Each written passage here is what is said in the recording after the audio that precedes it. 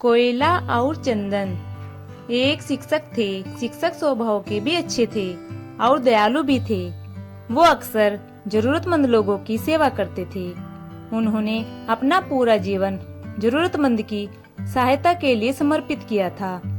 जब उनका अंतिम समय आया तो उन्होंने अपने बेटे को बुलाया और कहा, बेटा, मैंने अपना पूरा जीवन दुनिया को शिक्षा देने में गुजार दिया। अब अपने अंतिम समय में मैं तुम्हें कुछ जरूरी बातें बताना चाहता हूँ। तुम एक कोयला और चंदन का एक टुकड़ा उठा लाओ। बेटे को पहले तो यह अटपटा लगा, लेकिन उसने सोचा कि जब पिता का आदेश है तो यह सब लाना ही पड़ेगा।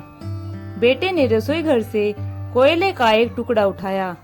नसीब से घर में चंदन की एक छोटी लकड़ी भी मिल गई। वह दोनों लेकर अपने पिता के पास गया। पिता ने कहा, अब इन दोनों चीजों को नीचे फेंक दो।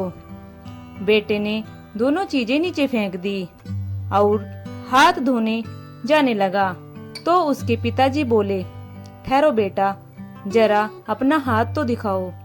फिर शिक्षक उसका कोयले वाला हाथ पकड़कर बोले, बेटा, देखा तुमने, कोयला पकड़ते ही हाथ काला हो गया, लेकिन उसे फेंक देने के बाद भी तुम्हारे हाथ में कालिक लगी रह गई। गलत लोगों की संगति इसी तरह होती है।